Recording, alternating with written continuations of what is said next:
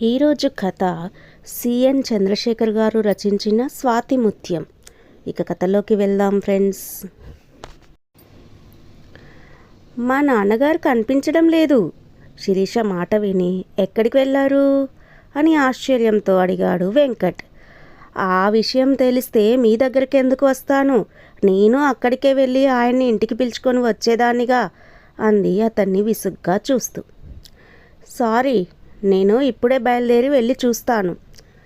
శిరీష మేడ దిగి కిందికి వచ్చి సిటౌట్లో కూర్చుంది. 10 నిమిషాలైనా వెంకట్ కిందికి దిగిరాకపోయేసరికి విసురుగా మేడ మీదికి వెళ్ళింది.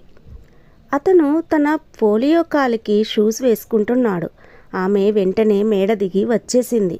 మరో 5 నిమిషాల తర్వాత వెంకట్ వచ్చాడు. ఎలా వెళ్తారు అడిగింది అతన్ని. నా మోపెడు ఉందిగా అంటూ గేట్ వైపు నడవసాగాడు. ఆమె అతని నడకనే చూస్తుండిపోయింది. షూస్ వేసుకున్న ఓ వైపుకి వంగి నడుస్తున్నాడు అతను. ఆమెకి అతన్ని మొదటిసారి చూసిన సంఘటన గుర్తుకొచ్చింది.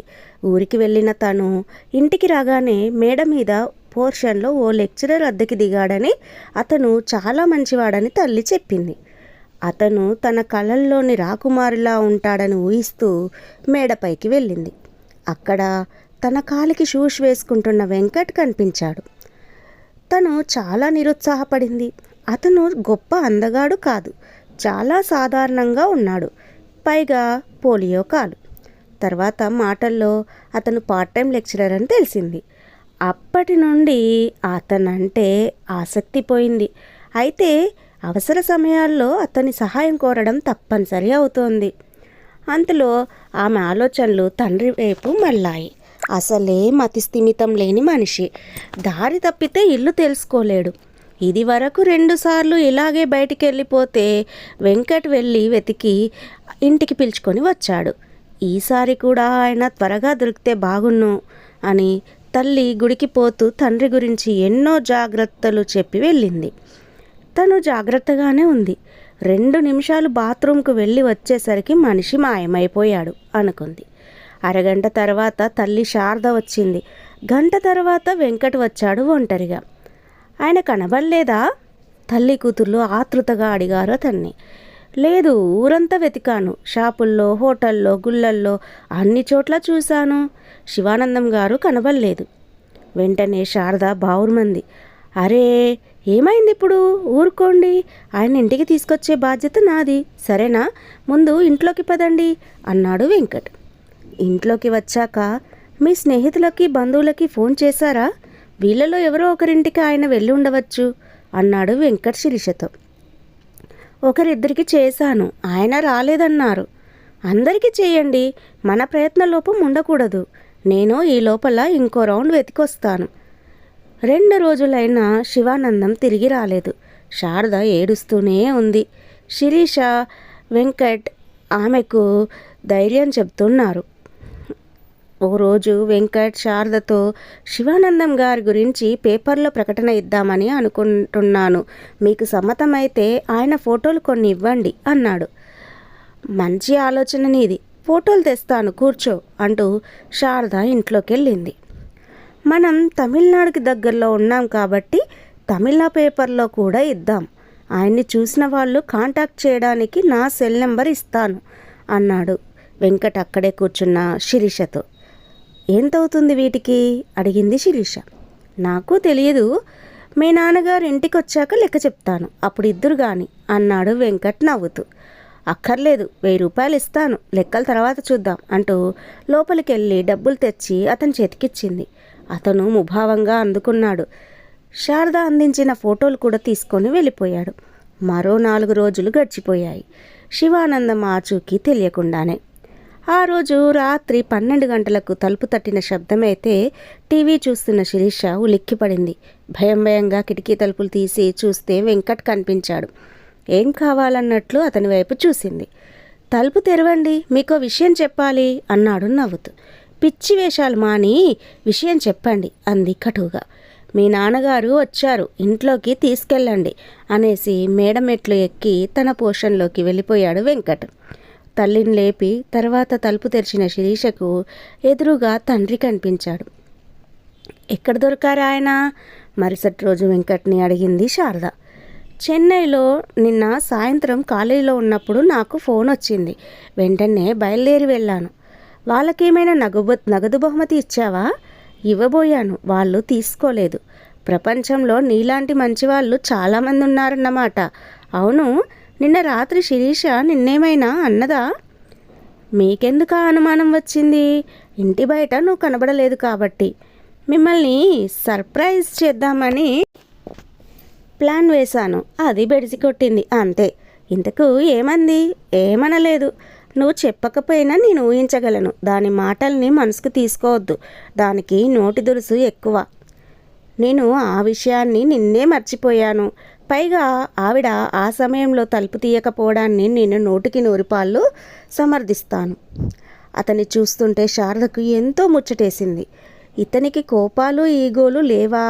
శిరీష దురుసుగా మాట్లాడినా ఎంత హాయిగా నవ్వుతున్నాడు. అదే ఇంకొకడైతే ఇంత సహాయం చేసిన నన్నే అవమానిస్తారా అని ముఖం కూడా చూడకుండా వెళ్ళిపోయేవాడు అనుకుంది. వెంకట్ వెళ్ళిపోయాక శిరీష గురించి ఆలోచిస్తూ ఉండిపోయింది. తండ్రి గెజిటెడ్ ఆఫీసర్ కావడము, కాలేజీలో బ్యూటీ క్వీన్గా పేరు పొందడము, ఒక్కతే కూతురని తండ్రి బాగా గారాబం చేయడము శిరీషలో అహాన్ని పెంచాయి. ఎవ్వరినీ లెక్క చేయని తత్వం ఆమెది. మాట పెలుసు ఎక్కువ. అహంకారం వల్లే చదువులో వెనుకబడింది. బీఎస్సీ బొటాబొటి మార్కులతో పాస్ అయింది. తను పోరితే బీఈడీ చేసింది. ఇంతలో భర్త లంచం తీసుకుంటూ ఏసీబీ వాళ్లకు చిక్కాడు. అతని ఉద్యోగము పోయింది.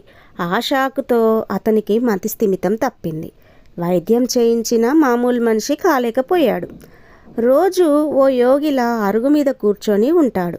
భోజనానికి పిలిస్తే వచ్చి తింటాడు. కూతురు ఉద్యోగం చేస్తే ఆర్థికంగా కాస్త వెసులుబాటు ఉంటుందని తన ఆశ. కానీ శిరీష ఆ ప్రయత్నమే చేయడం లేదు.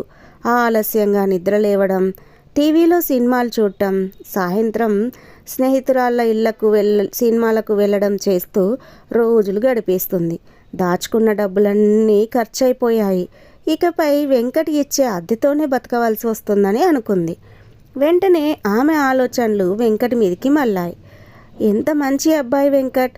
ఉదయాన్నే లేచి పూజ చేస్తాడు, వంట స్వయంగా చేసుకుంటాడు, కాలేజీకి వెళ్ళి పాఠాలు చెప్తాడు, సాయంత్రాలు ఉద్యోగాల కోసం పోటీ పరీక్షలు రాసే వాళ్ళకి ట్యూషన్లు చెప్తాడు, రాత్రి చాలాసేపు వరకు చదువుకుంటూ ఉంటాడు. ఇతనికి అలసట విసుగు అనేవి ఉండవా అని అనిపిస్తుంది. అందరితో నవ్వుతూ మాట్లాడతాడు, ఎవరిని నొప్పించడు. భగవంతుడు ఆ చిన్న వంక పెట్టకుండా ఉంటే అల్లుడిగా చేసుకునేదాన్ని అనుకుంది. మళ్ళీ అది వంక అని భావిస్తే ఇబ్బందే కదా. ఏమైనా ఓసారి శిరీషతో అతని విషయం మాట్లాడాలి అనుకుంది. మరుసటి రోజు భోజనాలప్పుడు శిరీషతో తన మనసులోని మాటను చెప్పింది. అతను పార్ట్ టైం లెక్చరర్ అమ్మ, పర్మనెంట్ ఉద్యోగి కాదు. అయితేనేం, ఏదో ఒకరోజు పర్మనెంట్ అవుతుంది.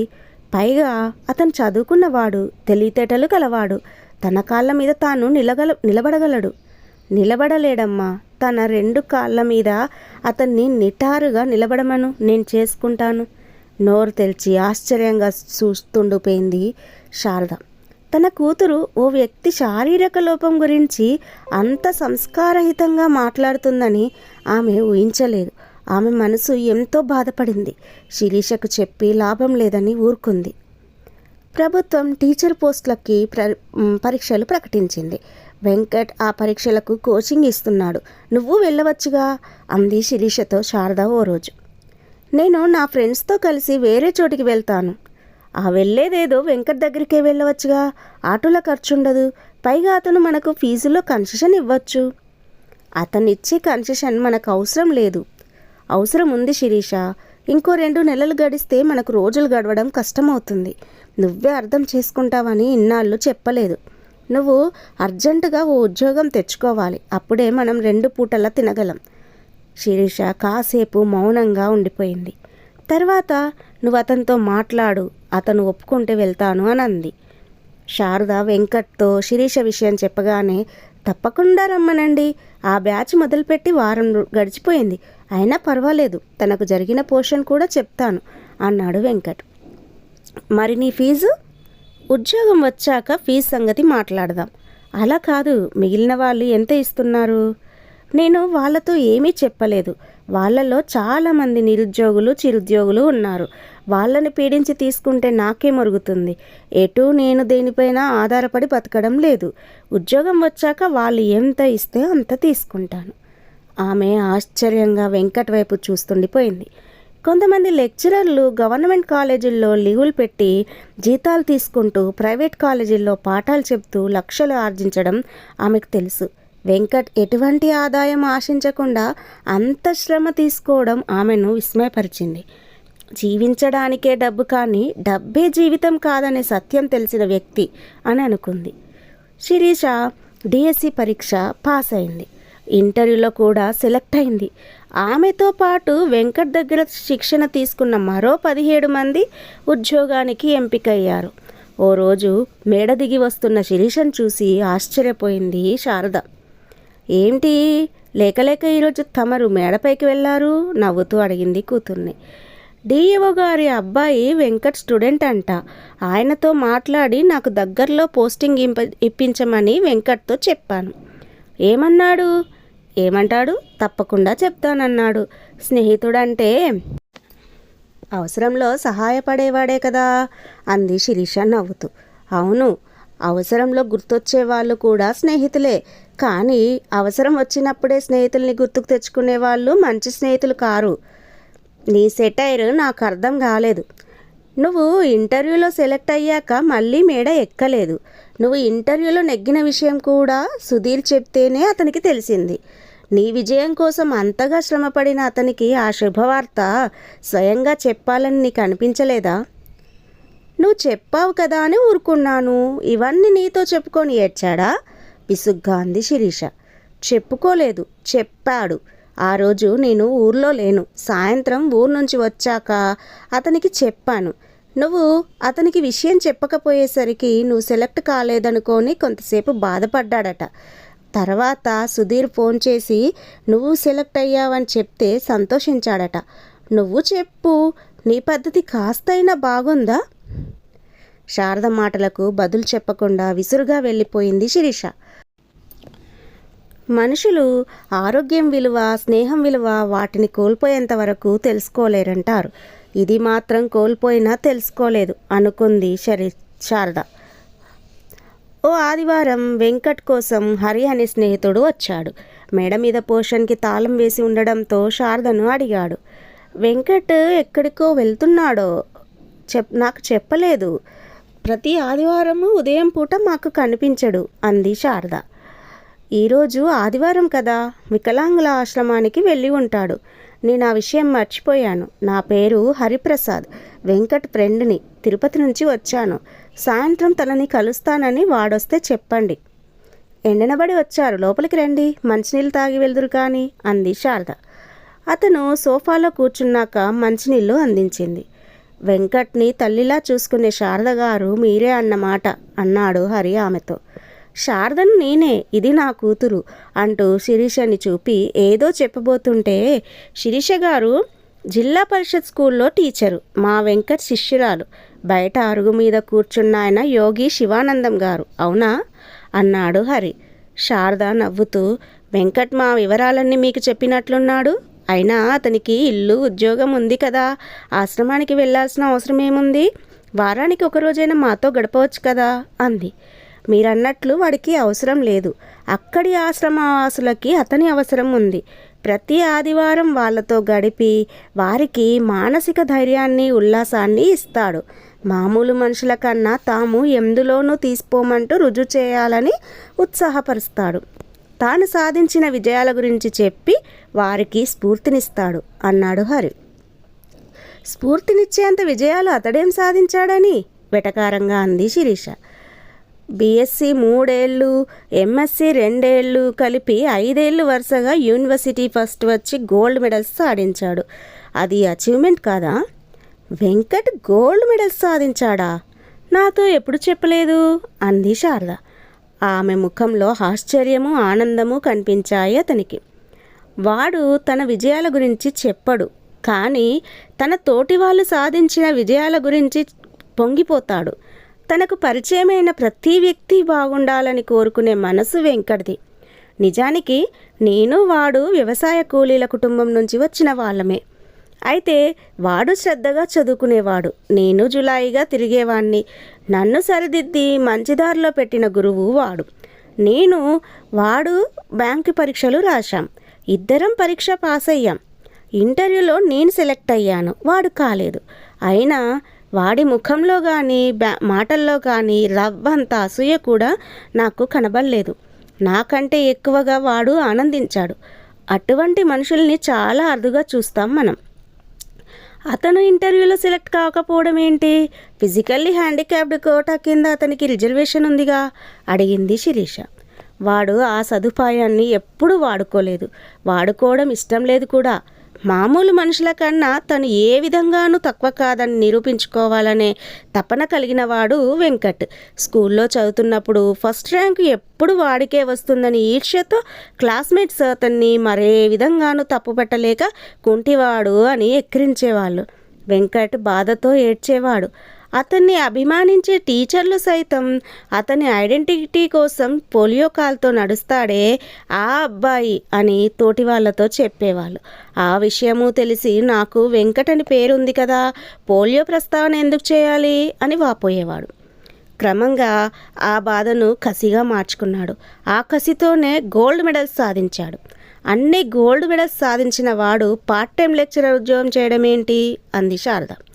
చదువు పూర్తయిన తండ్రి సంపాదన మీద ఆధారపడడం ఇష్టం లేక ఈ ఉద్యోగంలో చేరాడు. అయితే వాడి ఆలోచనలు వేరు, ధ్యేయం వేరు. అంతటి బలవంతులైన పాండవులు కూడా విరాటరాజును కొలువులో ఉద్యోగానికి చేరారు. వెంకట్ కూడా అంతే. సమయం వస్తే ఓ భీముడుగా, ఓ అర్జునుడిగా తనను తాను నిరూపించుకుంటాడు అన్నాడు హరి. 6 నెలల తర్వాత హరి అన్న మాటలు నిజమయ్యాయి. వెంకట్ ఐఏఎస్ పాస్ అయ్యాడు. శిరీషకి నమ్మబుద్ధేయడం లేదు. తక్కువ ఖరీదు దుస్తులు ధరించి పాత మోపెడిపై వెళ్ళే వెంకట్ ఇప్పుడు ఐఏఎస్ ఆఫీసర్, కాబోయే కలెక్టర్ అనుకుంది. శారదకి ఆశ్చర్యంగా ఉంది. ఐఏఎస్ పాస్ అయిన వెంకట్లో కాస్త కూడా అహం కనిపించడం లేదు. అదే నమ్రత, అదే చిరునవ్వు. నిండుకుండ తొనకదు అని ఇలాంటి వారిని చూస్తే అన్నారేమో. అసలు ఈ అబ్బాయి ఈ ఇంట్లో చేరినప్పటి నుంచి తనను తరచుగా ఆశ్చర్యాన్ని గురి చేస్తూనే ఉన్నాడు అని అనుకుంది. వెంకట్ ఊర్లో ఓ హీరో అయిపోయాడు. ఇంటి దగ్గర ఆత్మీయుల సందడి పెరిగింది. పత్రికా విలేకరుల హడావుడి మొదలైంది. అతని ప్రమేయం లేకుండానే అతని ఫోటోతో హోర్డింగ్లు వెలిశాయి. స్కూలు, కాలేజీ యాజమాన్యాలు తమ విద్యార్థులకు స్ఫూర్తినివ్వమని ఆహ్వానింపసాగాయి. అతని తల్లిదండ్రులు వచ్చి 4 రోజులుండి కొడుకు ఆనందాన్ని పంచుకొని వెళ్ళిపోయారు. క్రమంగా శిరీషకి వెంకట్ పట్ల ఆసక్తి పెరగసాగింది. అది అతను ఐఏఎస్ అయినందువల్ల కావచ్చు, లేదా ఊళ్ళో అతనికి ఏర్పడ్డ ఫాలోయింగ్ వల్ల కూడా కావచ్చు. ఆమెకు తల్లి ఇదివరలో చేసిన పెళ్లి ప్రపోజల్ గుర్తొచ్చింది. ఓసారి వెంకట్తో మాట్లాడి తన పట్ల అతని అభిప్రాయం కనుక్కోవాలి అనుకుంది. అయితే వెంకట్తో ఏకాంతంగా మాట్లాడే అవకాశం ఆమెకు చాలా రోజుల దాకా దొరకలేదు. ఆ రోజు సాయంత్రం మేడ మీద సందడి లేకపోవడము గమనించి వేగంగా మెట్లెక్కి అతని ఇంట్లోకి నడిచింది. వెంకట్ ఓ అమ్మాయితో మాట్లాడుతున్నాడు. ఆమె గొప్ప అందగత్తె కాదు, కానీ చూడటానికి చక్కగా ఉంది. శిరీషను చూసిన వెంకట్ రండి కూర్చోండి అంటూ ఆహ్వానించాడు. తర్వాత ఈవిడ శ్రావణి, నాకు కాబోయే భార్య అంటూ ఆ అమ్మాయిని శిరీషకి పరిచయం చేశాడు. ఆ అమ్మాయి నవ్వుతూ 2 చేతులు జోడించింది. శిరీష ముఖం మ్లానమైంది. బలవంతంగా ముఖంపై నవ్వు తెచ్చుకుంటూ ప్రతినమస్కారం చేసింది. ఆమెకు శ్రావణిపై రవ్వంత అసూయ కలిగింది. తర్వాత మీరు ఐఏఎస్ పాస్ అయ్యారా అని శ్రావణ్ని అడిగింది. ఆమె బదులివ్వకముందే వెంకట్ అందుకొని, లేదు, తను బీఎస్సీ పాస్ అయింది, వికలాంగుల ఆశ్రమంలో పనిచేస్తుంది అన్నాడు. మీరు వికలాంగుల ఆశ్రమానికి వికలాంగుల కోసం వెళ్తున్నారనుకున్నాను అంది శిరీష వెటకారంగా. వెంకట్ నవ్వుతూ, నేను నిజంగా వికలాంగుల కోసమే వెళ్తాను ఆశ్రమానికి అన్నాడు. తర్వాత శ్రావణితో, ఇక మీరు బయలుదేరండి, ఇప్పటికే ఆలస్యమైంది అన్నాడు.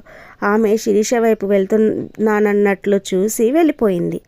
మీ కాబోయే శ్రీమతికి తను కలెక్టర్ భార్య కాబోతున్నానని గర్వంలా ఉంది.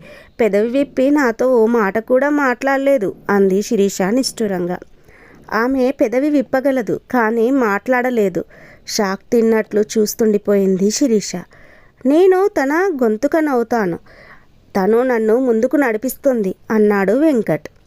అతను ఎంతో ఎత్తుకు ఎదిగిపోయినట్లు, తాను అతని ముందు అన్ని విషయాల్లో చిన్నగా కనిపిస్తున్నట్లు అనిపించింది ఆమెకు. తన ఆశయాలను ఆదర్శాలను చేతలలో చూపిన అతన్ని మనస్ఫూర్తిగా అభినందించాలని అనిపించింది. లేచి నిలబడి కంగ్రాచ్యులేషన్స్ అంటూ చెయ్యి అందించింది. అతను ఆమె చెయ్యిని ఆప్యాయంగా నొక్కి వదిలాడు. వెంకట్ ఇల్లు ఖాళీ చేసి వెళ్తుంటే శారదకి ఏడుపొచ్చింది. శివానందం శారదల పాదాలకు నమస్కారం చేశాడు వెంకట్. అతని స్నేహితులు స్టేషన్కి వెళ్ళడానికి కారు తీసుకొచ్చారు. వెంకట్ కారు వైపు నడిచి వెళ్తుంటే శిరీష అతన్నే చూస్తుండిపోయింది. ఇప్పుడు అతను ఓ వైపుకి వంగి నడుస్తున్నట్లు ఆమెకు అనిపించలేదు. ఎంతో హుందాగా నడుస్తున్నట్లు అనిపించింది. కథ విన్నారు కదా. ఈ కథ కనుక నచ్చినట్లయితే మన ఛానల్ని ఎవరైనా ఫస్ట్ టైం చూస్తున్నట్లయితే ఇంకా సబ్స్క్రైబ్ చేయకపోతే సబ్స్క్రైబ్ చేసుకోండి ప్లీజ్. అలాగే ఈ కథకు ఒక లైక్ కూడా ఇస్తారని అనుకుంటున్నాను. మరొక మంచి కథతో మళ్ళీ కలుస్తాను. ఇంతవరకు నా కథలను విన్న శ్రోతలందరికీ నా యొక్క